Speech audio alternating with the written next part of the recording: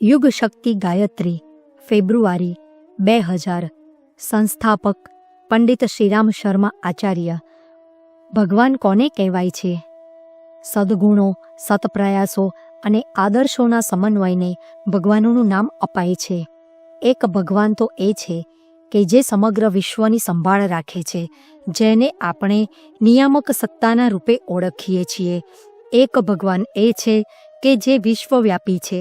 વિશ્વવ્યાપી ભગવાનનો લાભ ઉઠાવવાની એક શરત છે કે આપ તેના કાયદાઓનું પાલન કરો અને ફાયદો મેળવી લો। કાયદાને તોડશો તો દંડ થશે, નુકસાન થશે અને માર ખાવો પડશે। એ ભગવાન તો મનુષ્યના માટે ન્યાય અને નિયમન સિવાય કશું જ નથી કરતો, પરંતુ જે આપણને વ્યક્તિગત રીતે સહાયતા કરે છે તે છે આપણી સુપર કોન્શિયસનેસ, તે જ આપણો અંતરાત્મા। અંતરાત્માને જ પરમાત્મા કહેવામાં આવે છે। ગુણ, કર્મ અને સ્વભાવની વિશેષતાનું નામ જ પરમાત્મા છે, તેને જ અંતરાત્મા કહે છે।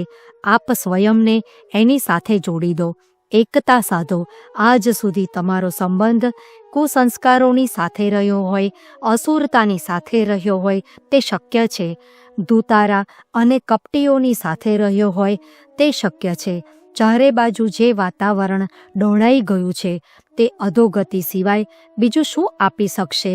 આપે જે સ્વભાવ બનાવ્યો છે તે ઘૃણા, તિરસ્કાર અને કપટ સિવાય બીજું શું શીખવી શકે તેમ છે।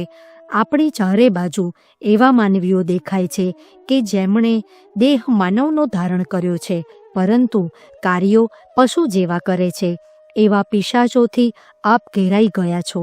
આપ થોડા દિવસ માટે આવા સમુદાયમાંથી બહાર નીકળી જાઓ અને એવા લોકોના સમુદાયમાં જોડાઈ જાઓ કે જેનાથી આપની પ્રગતિ થવાની, ઊંચા ઉઠવાની સંભાવના વધે। ઋષિઓની સાથે સંબંધ બાંધો, સંતોની સાથે સંબંધ બાંધો, દેવતાઓની સાથે સંબંધ બાંધો, ભગવાનની સાથે સંબંધ બાંધો। શું આ બધું છે? હા, ચોક્કસ છે, અને તે તમારી સાથે જ છે, બસ આપ તેને જોઈ શકતા નથી। હવે આપ આ મહાનતાની સાથે જોડાઈ જાઓ, આદર્શોની સાથે જોડાઈ જાઓ। તે જ ભગવાન સાથેનું જોડાણ છે। ભગવાન કોઈ માણસ નથી, તેને તો આપણે એવો માની લીધો છે। ભગવાન વાસ્તવમાં સિદ્ધાંતોનું નામ છે, આદર્શોનું નામ છે અને શ્રેષ્ઠતાઓના સમુદાયનું નામ છે। સિદ્ધાંતો માટે, આદર્શો માટે મનુષ્યનો જે ત્યાગ છે, બલિદાન છે, એ જ ભગવાનની ભક્તિ છે।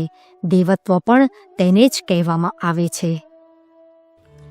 શાંતિકુંજ વિડીયો ગુજરાતી યુટ્યુબ ચેનલને સબસ્ક્રાઇબ કરો તથા બાકીના વિડીયોઝનો લાભ લેવા માટે બેલ આઇકન જરૂર દબાવો।